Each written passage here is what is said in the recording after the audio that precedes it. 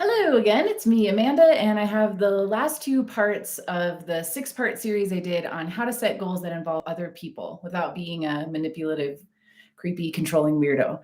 And I'm just throwing these last two parts at you in here because this has taken me a long time. And good news, you can set and achieve goals without being super organized or timely. So, yay. This one actually is about time. And by the way, I have a Facebook group. It's free and it's called Kick Ass with Both Feet. And if you want just this whole class all in one, it's about 30 minutes. It's in there. So if you want to join that group, get help setting goals, it's super fun and it's a great community.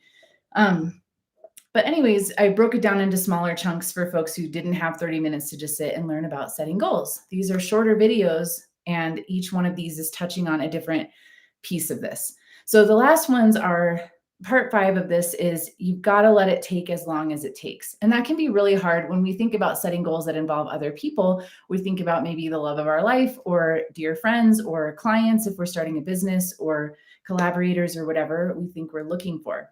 Maybe you want to have a kid, right? Like that's an interesting take on this kind of goal. Like there's only so much you can do to get pregnant and the rest is up to the universe, like if you're going to be able to have a child or if you're trying to adopt or something like that.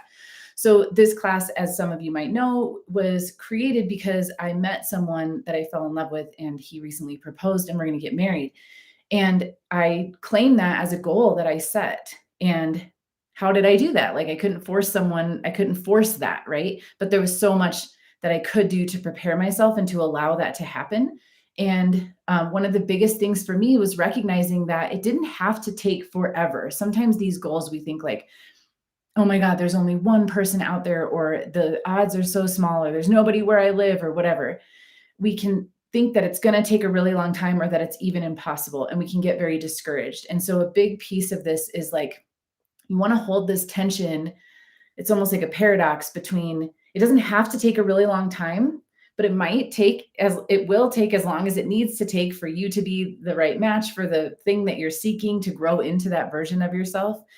I always say if this person that I'm with now had come along any sooner, I wouldn't have seen him. I wouldn't have dated him. I wouldn't have known how to handle the love that he has. I wouldn't have felt like I deserved it. I would have sabotaged it. Right. So I had to spend a lot of time like working on myself to be ready for something like this. So on the one hand, we got engaged the day before I turned 40. And so on the one hand, I waited my whole life for this person, which was kind of a long time, like 40 years. And on the other, it was like I would have waited 50, 60. I would have waited my whole life for this person, even if we only got to spend a week together at the end of our lives. Like, totally worth the wait. I say that all the time. And once we met, it actually happened very quickly. So we met, we fell in love almost immediately. We moved in together after a year. He proposed before our 2-year anniversary by a couple months. So that kind of just took off once we met each other, once we found each other. So there is this dynamic to remember that like it doesn't have to take a really long time. It might take longer than you think it should, but it can also happen very quickly. So how do you take care of yourself every day to hold the vision, hold the faith that it's going to happen for you, and not give up and not quit on your goal?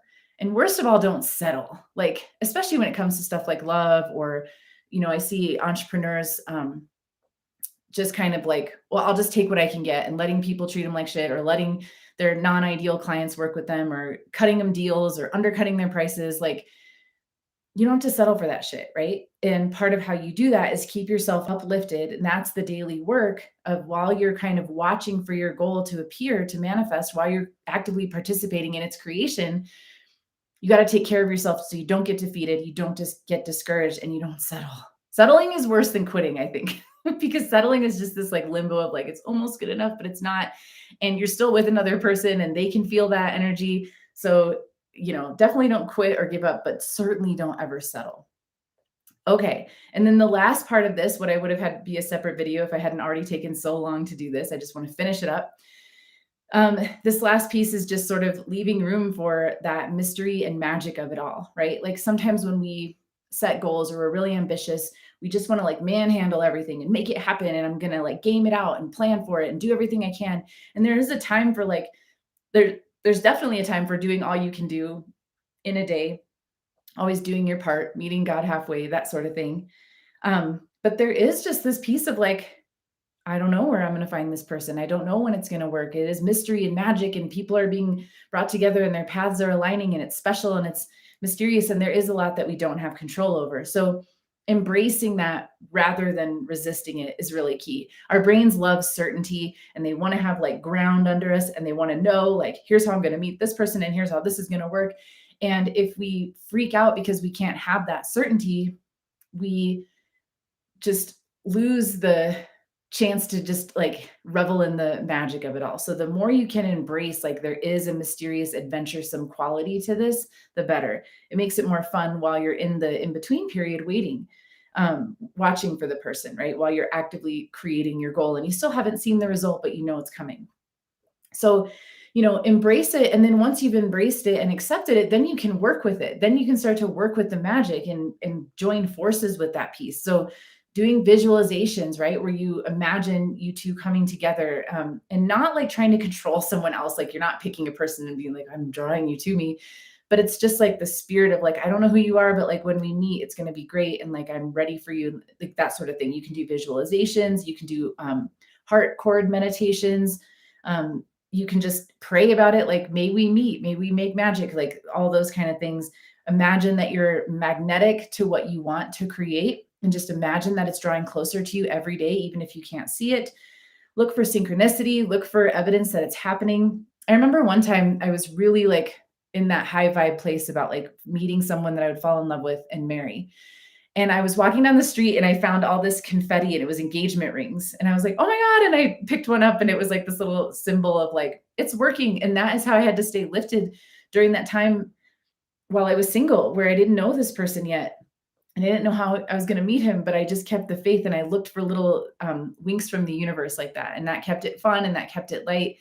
And then when we did meet, it was great. So the goal overall is just to be all in, keep the faith, stay lifted, and no matter how long it takes, don't quit, don't give up, and don't settle.